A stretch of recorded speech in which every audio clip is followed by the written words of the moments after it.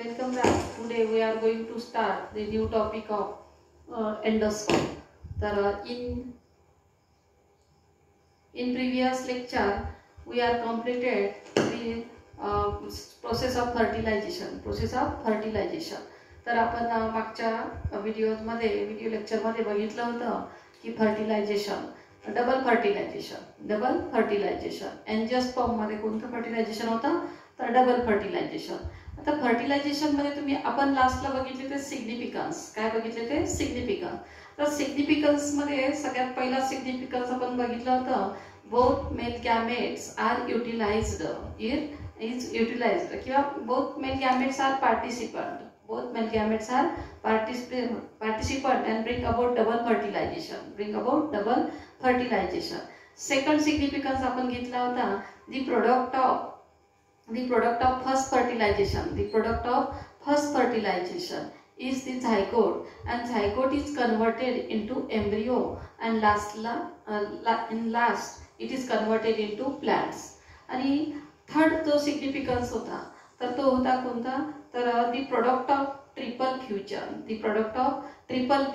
किंवा the product of second fertilization which is कोणता आहे प्रायमरी एंडोस्पर्म न्यूक्लियस. कोणता आहे product primary endosperm nucleus and which are converted into endosperm.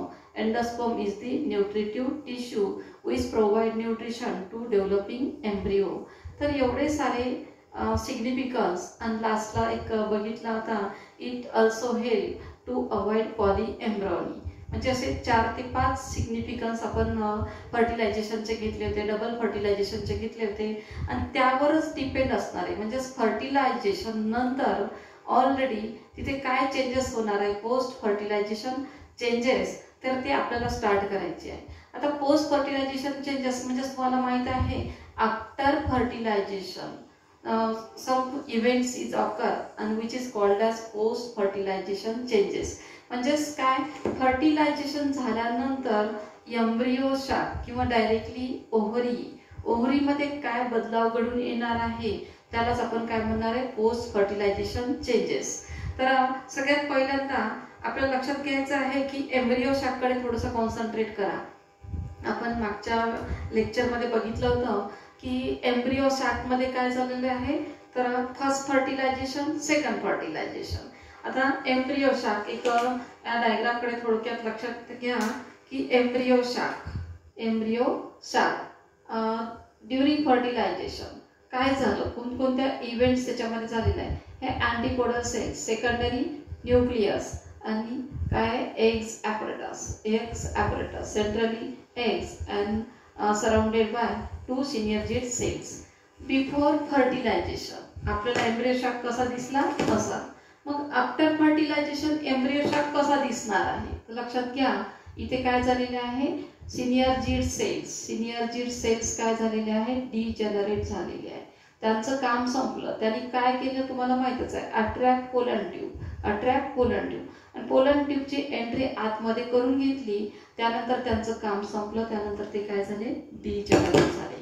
आणि अँटीपोडल सेल्सचं काम संपलं तेही काय झाले डिजनरेट झाले. बघा ऑलरेडी तर काय फर्टिलायझेशनच्या पूर्वी असणारा एम्ब्रियो शाक आणि फर्टिलायझेशन झाल्यानंतर एम्ब्रियो शाक मध्ये काय झालं. इथे हे जे एग्स होतं ते कशासोबत फर्टिलाइज झालं वन मेल गॅमेट सोबत and bring about first fertilization. And the second जे आहे secondary nucleus which fertilize another male gamete. दुसऱ्या मेल गॅमेट सोबत तो काय झाला फर्टिलाइज झाला. बघा इथे कोणतं फर्टिलायझेशन घडलेलं आहे first fertilisation which is also called as synagamy. जे मागच्या लेक्चर मध्ये आपलं होऊन गेलं. आणि सेकंड फर्टिलायझेशन इथे झालं कोणतं फर्टिलायझेशन सेकंड फर्टिलायझेशन किंवा it is also called as triple fusion. बघा आपल्याला हा पॉईंट शिकायच्या पूर्वी आधी हा लक्षात घ्या की बिफोर फर्टिलायझेशन एम्ब्रियो शाक तुम्हाला काय दिसलं त्याच्यामध्ये अँटीपोडल सेल्स दिसले एग्स ॲपरेटस दिसलं मध्ये सेकंडरी न्यूक्लियस दिसलं. पण आफ्टर फर्टिलायझेशन काय चेंजेस त्याच्यामध्ये होत गेले तर आपल्याला काय भेटतं, तिथे काय झालं, फर्स्ट फर्टिलायझेशन म्हणजे सिनोगॅमी झालं, सेकंड फर्टिलायझेशन, असे 2 फर्टिलायझेशन त्यामध्ये घडून गेले. मग या फर्टिलायझेशन नंतर आपल्याला कोणते प्रोडक्ट भेटलेले आहेत, the product of first fertilisation is the zygote. काय म्हटलं मी, zygote. and the zygote is converted into embryo and embryo is converted into plant. हे आपल्याला तर बघायचं आहे ऑलरेडी, पण ऑलरेडी आपल्याला बघायचं आहे the product of first fertilization is the zygote and the product of second fertilization is the primary endosperm nucleus. बघा ऑलरेडी यापासूनच आपल्याला या पॉइंटची स्टार्टिंग करायची आहे की ऑलरेडी एम्ब्रियो सॅक मध्ये 2 फर्टिलायझेशन घडले. एकाचा प्रोडक्ट आहे झायगोट आणि त्या झायगोट पासून एम्ब्रियो कसा तयार करायचा आहे ते आपण नेक्स्ट लेक्चर मध्ये शिकणार आहे, डेव्हलपमेंट ऑफ एम्ब्रियो मध्ये.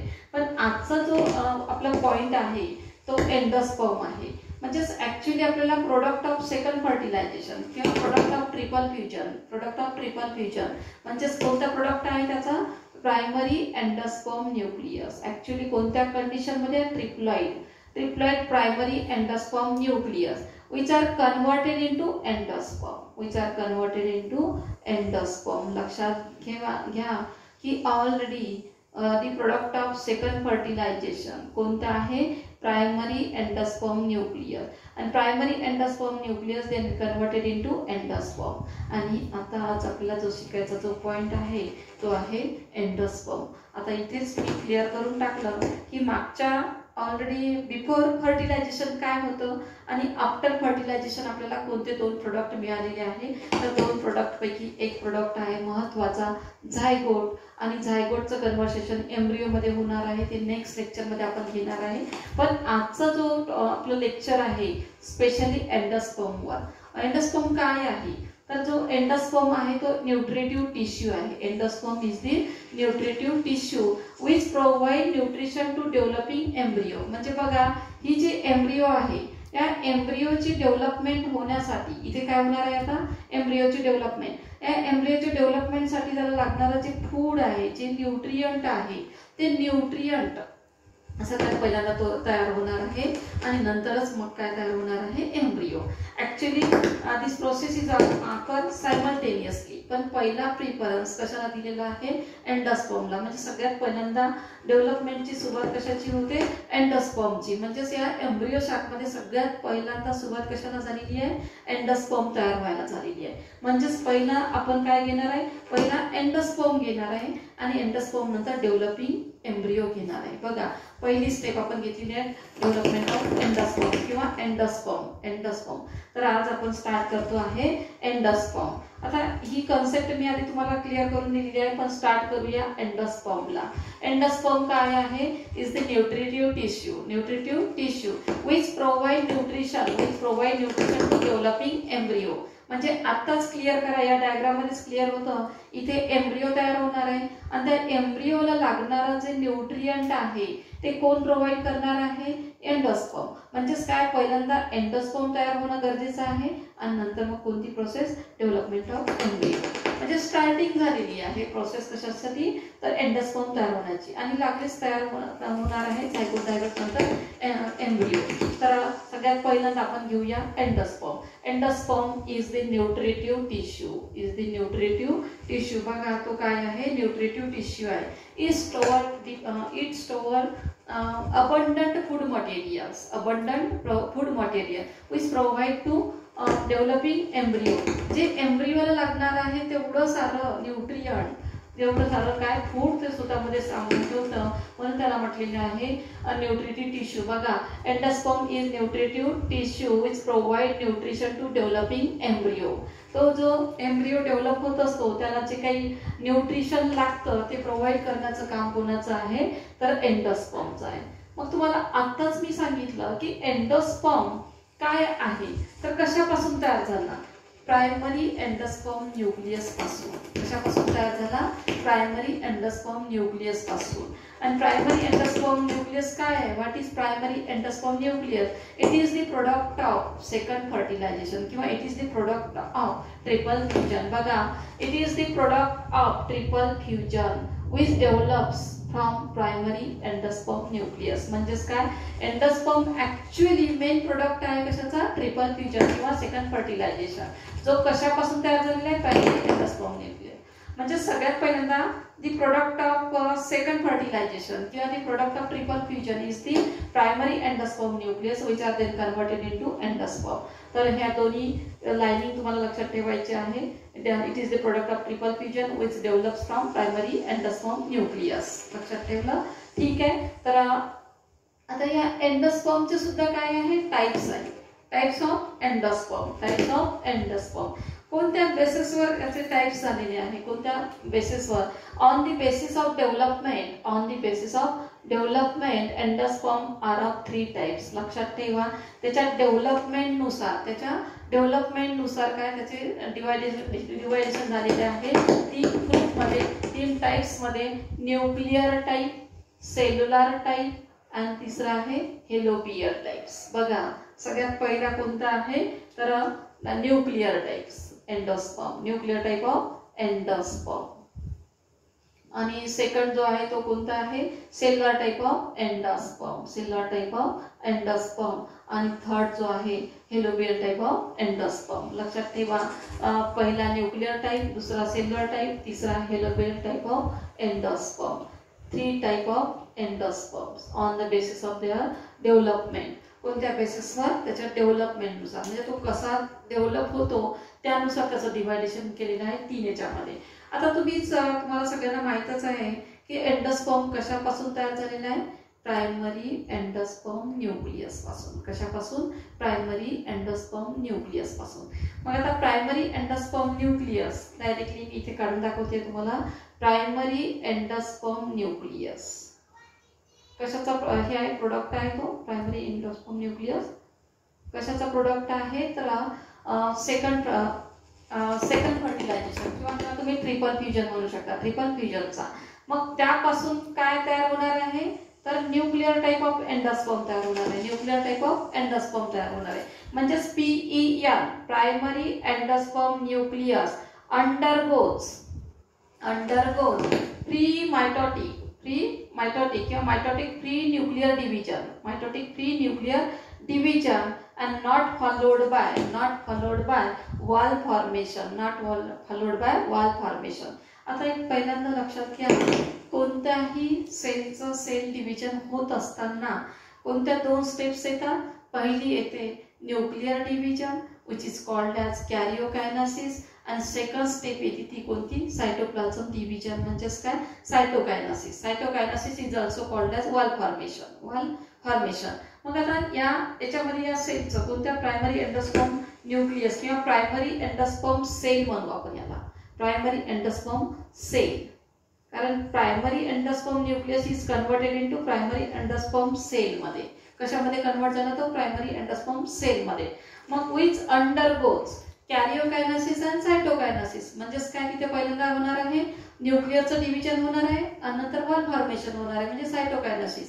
पण actually nuclear type of endosperm मध्ये फक्त आणि फक्त कोणतं डिव्हिजन होतं, कॅरिओकायनेसिस. म्हणजेच काय, न्यूक्लियर डिव्हिजन. फक्त न्यूक्लियस तयार होतात, त्याच्यामध्ये वॉल फॉर्मेशन होत नाही. म्हणजे सायटोप्लाझमचं आणि वॉल फॉर्मेशनचं ही प्रोसेस जी आहे सायटोकायनेसिस, ती प्रोसेस याच्यामध्ये होणार नाहीये. म्हणजेच काय, in the nuclear type of endosperm, लक्षात ठेवा, दी PEN, primary endosperm nucleus, PEN, किंवा इथे तुम्ही PEC असं सुद्धा लिहू शकता. PEN किंवा primary endosperm cell undergoes repeated free nuclear mitotic division and not followed by wall formation, लक्षात घ्या. ऑलरेडी तर याच्यामध्ये मी तुम्हाला आधीच सांगितलं होतं की कोणत्याही सेलचं सेल डिव्हिजन होत असताना पहिल्यांदा कोणतं डिव्हिजन होतं, न्यूक्लियर डिव्हिजन. याच्यामध्ये न्यूक्लियर डिव्हिजन आहे, प्री न्यूक्लियर डिव्हिजन. खूप सारे न्यूक्लियस त्याच्यामध्ये तयार होतात, पण त्यांच्या बाजूनं वॉल फॉर्मेशन होत नाही. म्हणजे बाजूला सेल वॉल असते तर सेल वॉल फॉर्मेशन त्याच्यामध्ये होत नाही, सायटोप्लाझमचं डिव्हिजन त्याच्यामध्ये होत नाही. आणि ऑलरेडी सेंट्रली काय प्रेझेंट असतो, व्हॅक्युअल्स प्रेझेंट असतो. Centrally vacuoles are present which pushes the nuclei towards the peripheral sides. म्हणजेच काय, तर जे न्यूक्लियाय आहे ते कोणत्या साईडला गेलेले आहे, पेरिफेरल साईडला, कारण सेंट्रली काय प्रेझेंट आहे, लार्ज व्हॅक्युअल प्रेझेंट आहे आणि त्यामुळेच न्यूक्लियस काय कुठे गेलेले आहे, तर पेरिफेरल साईडला काय झालेले आहे, डिस्ट्रीब्यूट झालेले आहे. तर हे झालं न्यूक्लियर टाइप ऑफ एंडोस्पर्म. हा जो एंडोस्पर्म आहे यामध्ये फक्त आणि फक्त काय प्रेझेंट आहे, nuclear pre nuclear nucleus present आहे, which are located at the peripheral sides, which are located at the peripheral sides. तर ते फक्त पेरिफेरल साईडला काय झालेले आहे, डिस्ट्रीब्यूट झालेले आहे आणि सेंट्रली व्हॅक्युअल्स त्याच्यामध्ये प्रेझेंट आहे. तर हे झालं nuclear type of endosperm. Actually it is the most common type of endosperm. जास्तीत जास्त एंजिओस्पर्म मध्ये नियर अबाउट 60 to 70% एंजिओस्पर्म मध्ये होणारं जे एंडोस्पर्म आहे, जे प्रोड्यूस होणारा एंडोस्पर्म आहे किंवा डेव्हलप होणारा जो एंडोस्पर्म आहे तो कोणता आहे, न्यूक्लियर टाइप ऑफ एंडोस्पर्म आहे. म्हणजे जास्तीत जास्त most angiospermic develop nuclear type of endosperm. म्हणजे जास्तीत जास्त एंजिओस्पर्मिक प्लांटमध्ये कोणत्या प्रकारचा एंडोस्पर्म डेव्हलप होतो, न्यूक्लियर टाइप. त्यामध्ये पर्टिक्युलर एक्झाम्पल्स तुम्हाला लक्षात ठेवायचे आहे, coconut, cotton and Zea mays. Coconut, cotton and Zea mays. मग आता आपण काय म्हटलं, सुरुवातीला जी प्रोसेस होते सेल डिव्हिजनची, तर त्या प्रोसेसमध्ये कॅरियोकायनेसिस झालं, म्हणजे न्यूक्लियरचं डिव्हिजन झालं, सेल वॉल फॉर्मेशन नाही झालेलं आहे. म्हणजे एवढी कन्सेप्ट क्लिअर झाली की इथे कोणत्या प्रकारचा एंडोस्पर्म डेव्हलप झालेला आहे, तर न्यूक्लियर टाइप. कोणता, न्यूक्लियर. त्याच्यामध्ये फक्त काय, न्यूक्लियस असणार आहे. याचं एक्झाम्पल त्यांनी घेतलेलं आहे कोकोनट. आता कोकोनट मध्ये पर्टिक्युलर तुम्हाला कॉन्सन्ट्रेट करायचं आहे, कोकोनट वॉटर.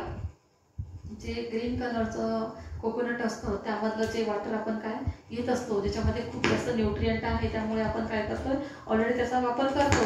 ते जे कोकोनट वॉटर आहे तर तो तेच काय आहे, न्यूक्लियर टाइप ऑफ एंडोस्पर्म आहे. Nuclear type of endosperms. Pre nuclear type of endosperm जो आहे तो कोकोनट वॉटर मध्ये लक्षात ठेवायचं आहे, जे लिक्विड फॉर्म मध्ये आहे.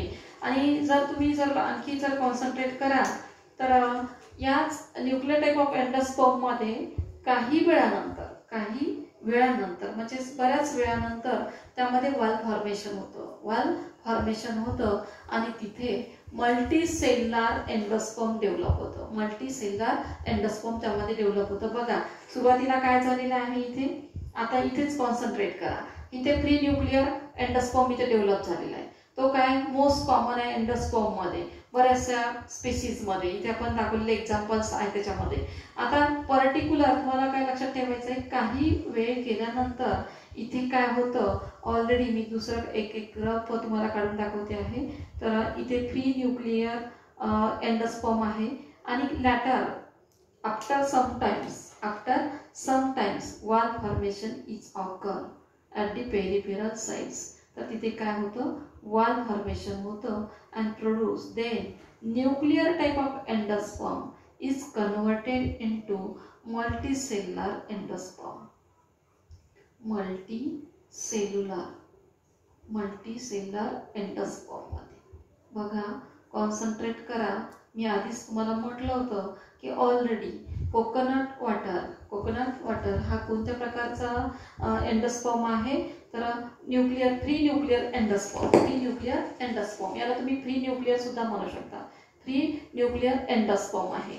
पण after some time wall formation is occur in some cases. काहीच प्लांट मध्ये वाल फॉर्मेशन होतं आणि काही प्लांट मध्ये होत नाही.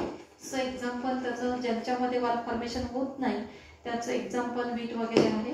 पण इथे वाल फॉर्मेशन जर झालं तर तो जो free nuclear endosperm are converted into multicellular endosperm. Best example आहे कोकोनट, जे आपण ऑलरेडी वॉटर ज्याला आपण काय म्हणणार आहे, प्री न्यूक्लियर एंडोस्पर्म. म्हणजे कोकोनट आहे आपण खातोय ऑलरेडी, पांढरा जो आहे गाभा जो आपण खातोय ज्याच्यामध्ये ऑइल प्रेझेंट आहे, तो जो पार्ट आहे तर जो सॉलिड पार्ट ज्याला म्हणू आपण, तर तो कोणत्या याच्यामध्ये जाणार आहे, मल्टीसेल्युलर एंडोस्पर्म मध्ये. मल्टीसेल्युलर एंडोस्पर्म लक्षात ठेवा. Coconut water pre nuclear type of endosperm. पण ज्याच्यामधलं जे ऑइली सॉलिड मॅटर आहे जे आपण काय इंटेक करतो, जे खोबरं आपण खातोय ऑलरेडी, तर तो कोणत्या प्रकारचा एंडोस्पर्म राहणार आहे? Multicellular endosperm. मल्टीसेल्युलर एंडोस्पर्म हे एक एक्झाम्पल तुम्हाला लक्षात ठेवायचे आहे. कोकोनट, कॉटन आणि जीमेज स्पेशली कशाचे एक्झाम्पल्स आहेत? Nuclear type of endosperm. लक्षात आलंय सगळ्यांना? याच्यामध्ये फक्त लक्षात काय ठेवायचं, मेन पॉइंट कशापासून एंडोस्पर्म तयार होतो? प्रायमरी एंडोस्पर्म न्यूक्लियस किंवा primary endosperm cell undergoes mitotic division. पण कोणतं? Pre nuclear mitotic division. कोणतं? Pre nuclear mitotic division and not followed by wall formation. Not followed by wall formation. Wall formation त्याच्यामध्ये होत नाही. किंवा सोप्यात सोपं तुम्ही असं लक्षात ठेवू शकता, PN undergoes karyokinesis and not followed by cytokinesis. तर ही एक कन्सेप्ट तुम्हाला क्लिअर ठेवायची आहे न्यूक्लियर टाईप ऑफ एंडोस्पर्म मध्ये. तर आता आपण जाऊया सेल्युलर टाईप ऑफ एंडोस्पर्म कडे. सेल्युलर टाईप ऑफ एंडोस्पर्म कडे. Cellular type of endosperm.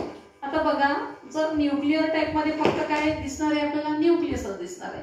Cellular type मध्ये काय दिसणार आहे? ऑलरेडी कॅरिओकायनासिस आणि सायटोकायनासिस. म्हणजे दोन्ही process at A time fast मध्ये इमिडिएट घडणार आहे. त्या एंडोस्पर्मला काय म्हटलेलं आहे? Cellular type of endosperm. Easy आहे, काही याच्यामध्ये कठीण नाही आहे. याच्यामध्ये फक्त काय तयार झालेले आहे? न्यूक्लियसच तयार झालेली आहे. हे एक्झाम्पल आपण ऍडिशनल घेतलेलं आहे. तर याच्यामध्ये फक्त लक्षात काय ठेवायचं आहे की already karyokinesis followed by immediate followed by cytokinesis. म्हणजेच काय? न्यूक्लियसचं डिव्हिजन होणार आणि त्याच्यामध्ये त्याच्या पाठोपाठ लागोलागच काय होणार आहे? तर वॉल फॉर्मेशन होणार आहे, म्हणजे सायटोकायनासिस होणार आहे. बघा, in cellular type of endosperm, PEN किंवा PEC undergoes nuclear division and immediately followed by wall formation, which is called as cellular type of endosperm किंवा which form cellular type of endosperm. लक्षात ठेवा, याच्यामध्ये दोन्ही स्टेप होणार आहे. कोणत्या? Karyokinesis, सायटोकायनासिस. किंवा तुम्हाला इझिली लक्षात ठेवता येईल, न्यूक्लियसचं डिव्हिजन होणार आहे आणि वॉल फॉर्मेशन. पण हे पटापट घडणार आहे, इमिडिएट घडणार आहे. याच्यामध्ये सुद्धा घडलंय ऑलरेडी, पण कसं घडलेलं आहे? स्लोली. काही स्पीसीज मध्ये वॉल फॉर्मेशन झालं, पण काही स्पीसीज मध्ये ऑलरेडी इनकम्प्लीट राहिलेली आहे वॉल फॉर्मेशन प्रोसेस. तर इथे कॉन्सन्ट्रेट करा. एक्झाम्पल आहे कोणतं? Balsam, petunia and adoxa. या 3 एक्झाम्पल्स आहेत तुम्हाला. तर mostly observe in 72 families of dicot. जास्तीत जास्त डायकॉट मध्ये, मोस्टली डायकॉट मध्ये फॉर्म होणारं जे डेव्हलप होणारं एंडोस्पर्म आहे ते कोणतं आहे? Cellular type of endosperm. तर लक्षात ठेवा, दोन्हीही प्रोसेस काय झालेलं आहे? पटापट घडलेलं आहे. कॅरिओकायनासिस आणि वॉल फॉर्मेशन म्हणजेच काय? सायटोकायनासिस. इथेच तुम्हाला मी सांगितलं होतं की 2 स्टेप. कॅरिओकायनासिस म्हणजे कॅरिओकायनासिस म्हणजेच न्यूक्लियर डिव्हिजन आणि सायटोकायनासिस म्हणजेच काय? Wall formation. इथे दोन्ही गोष्टी काय घडलेल्या आहे? इमिडिएट घडलेल्या आहे. म्हणजेच बघा, in cellular type of endosperm PN undergoes nuclear division and immediately followed by wall formation. इथे तुम्ही दुसऱ्या प्रकारचंही लिहू शकता directly. In cellular type of endosperm PN undergoes karyokinesis and immediate followed by cytokinesis and produces cellular type of endosperm. Mostly observed in 72 families of dicot. तर इथे underline करून ठेवायचे सगळ्यांनी. Mostly observed in 72 families of dicot. Example आहे balsam, petunia, ॲडोक्सा. Cellular type of endosperm. बघा, दोन्ही मधला difference तुम्हाला लक्षात येतोच आहे. याच्यामध्ये न्यूक्लियर डिव्हिजन झालेलं आहे, याच्यामध्ये दोन्ही झालेलं आहे, न्यूक्लियर आणि सेल वॉल फॉर्मेशन किंवा सायटोकायनासिस. हे दोन्हीही क्लिअर झालेले आहे. पटापट आपल्याला प्रोड्यूस झालेला आहे एंडोस्पर्म. आता जायचं आहे आपल्याला तिसऱ्या एंडोस्पर्म कडे, जो महत्वाचा आहे. Particular helobial type of endosperm. Helobiae series मध्ये particular it shows in helobial series of dicot. Actually it is the intermediate between, आधी सांगते, it is the intermediate between cellular and nuclear type of endosperm. इथे concept clear होऊन जाते directly. ही intermediate आहे. हे लोबियल जे endosperm आहे तो इंटरमिडिएट आहे, म्हणजे एका साईडला न्यूक्लिअर आणि एका साईडला सेल्युलर. म्हणजे ह्या दोन्ही गोष्टी ज्याच्यामध्ये होणार आहे, कोणत्या न्यूक्लिअर टाईप प्रोड्यूस होणार आहे आणि सेल्युलर टाईप प्रोड्यूस होणार आहे. म्हणजे दोन्ही अर्ध अर्ध प्रोड्यूस होणार आहे. एका अर्ध्या भागातनी काय प्रोड्यूस होणार आहे, न्यूक्लिअर टाईप एंडोस्पर्म, आणि अर्ध्या भागातनी कोणता, सेल्युलर टाईप प्रोड्यूस होणार आहे. म्हणून म्हटलेलं आहे it is the intermediate between the nuclear type of endosperm and cellular type of endosperm. तर इंटरमिडिएट स्टेप लक्षात ठेवायची आहे सगळ्यांनी ऑलरेडी. तर बघा, सगळ्या एंडोस्पर्म कोणताही असो तो कशापासून तयार होतो, प्रायमरी एंडोस्पर्म न्यूक्लियस. त्याचं बेसिक काय आहे, कोणत्या सेल पासून तयार झाला एंडोस्पर्म, प्रायमरी एंडोस्पर्म सेल किंवा प्रायमरी एंडोस्पर्म न्यूक्लियस. बघा, PN fast primary endosperm nucleus fast undergoes wall formation. याच्यामध्ये थोडंसं वेगळं आहे. याच्यामध्ये पहिल्यांदा बघा तुम्ही जो एम्ब्रियो शाक होता त्याच्यामध्ये डायरेक्टली ऑलरेडी काय झालेलं आहे, सगळ्यात पहिल्यांदा एम्ब्रियो शाक मध्ये वॉल फॉर्मेशन झालेलं आहे. काय झालेलं आहे, वॉल फॉर्मेशन. बघा, एक छोटा सेल आणि एक मोठा cell undergoes directly cell wall formation. काय झालेलं आहे, undergoes wall formation. Particular transverse wall formation असा शब्द इथे पाहिजे. कोणता, transverse, undergoes transverse wall formation which divide the cell unequally. unequal म्हणजे दोन सेल तर फॉर्म झालेले आहे, एक दोन्हीची साईज काय असणार आहे, अनइक्वल असणार आहे, म्हणून विच फॉर्म अनइक्वल सेल्स. बघा, इथे स्मॉलर सेल्स प्रोड्यूस झालेला आहे आणि लार्जर सेल्स. बघा, डायरेक्टली एम्ब्रियो शाक आहे किंवा पीएन सेल्स. पीएन सेल मध्ये काय झालं, अंडरगोज वॉल फॉर्मेशन झालं, त्याच्यामध्ये ट्रान्सवर्स वॉल फॉर्मेशन झाले, म्हणजे इथे ट्रान्सवर्स वॉल प्रोड्यूस झालेली आहे. ट्रान्सवर्स वॉल फॉर्मेशन झालं. आता ट्रान्सवर्स वॉल फॉर्मेशन झाल्यानंतर cell divides into two unequal parts, the smaller part and larger part. बघा, the smaller part and larger part. This smaller part which is called as किंवा this smaller cell is called as chalazial cells. जो छोटा sale आहे त्याला काय म्हटलेलं आहे, chalazial cells. And the larger cell which is called as micropylar cells. Micropylar cells. बघा, directly PN undergoes transverse wall formation. Transverse wall formation झालं आणि डायरेक्टली सेल डिवाइड झाला अनइक्वल सेल्स मध्ये. Unequal cells, smaller cells, larger cell. Smaller cell is called as chalazal cells and the larger cell is called as micropylar cells. बघा, in both chalazal cell and micropylar cells undergoes pre mitotic nuclear division. म्हणजेच काय, तर या दोन्ही sale मध्ये काय झालं, तर प्री मायटोटिक सेल डिव्हिजन झालं. प्री मायटोटिक सेल डिव्हिजन झालं म्हणजे खूप सारे न्यूक्लियस त्याच्यामध्ये तयार झाले. दोन्ही भागामध्ये दोन चेंबर्स झाले किंवा दोन सेल झाले, एक छोटा सेल एक मोठा सेल.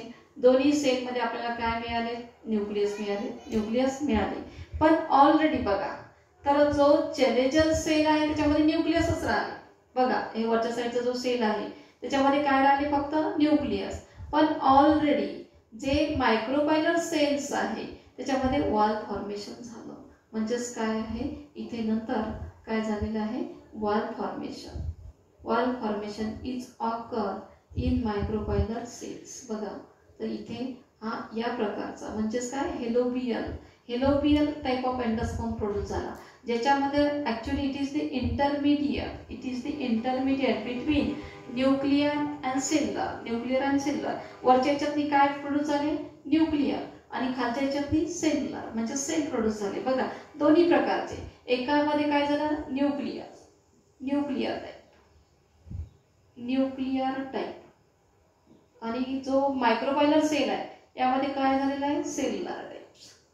सेल्युलर काय म्हटलं, न्यूक्लियस झाल्यानंतर वॉल फॉर्मेशन झालं, सेल्युलर टाइप. म्हणजे दोन्ही प्रकारचे एंडोस्पर्म याच्यामध्ये डेव्हलप झाले.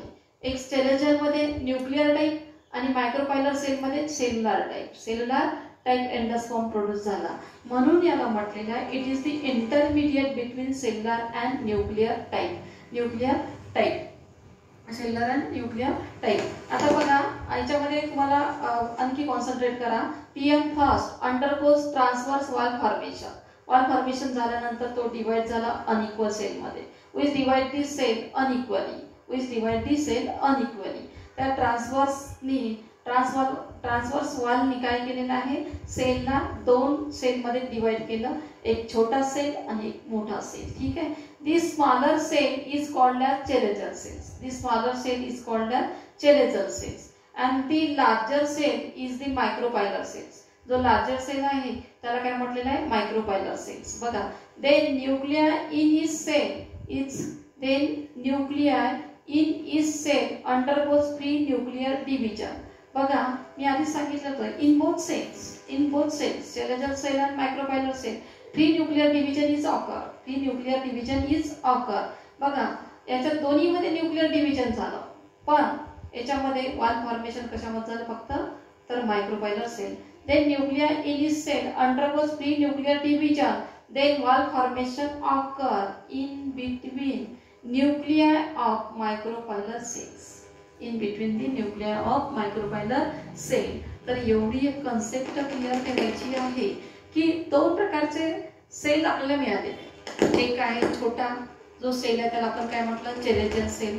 जो मोठा आहे तो त्याला काय म्हटलं, मायक्रोपायलर सेल्स. आता बघा, चेलेजल सेल असो किंवा मायक्रोपायलर सेल्स, दोन्ही मध्ये काय झालं, free nuclear division.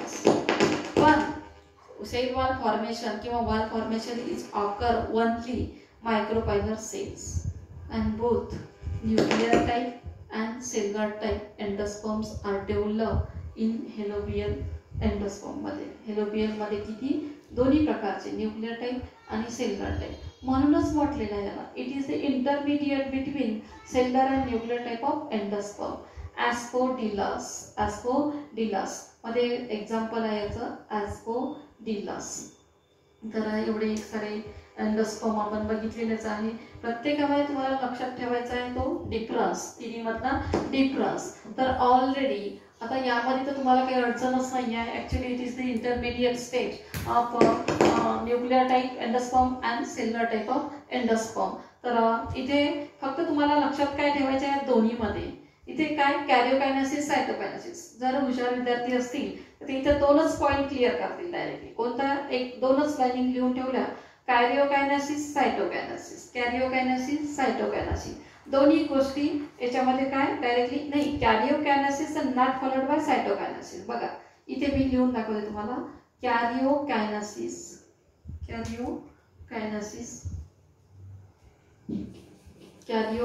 are not followed by cytokinesis. Karyokinesis not followed by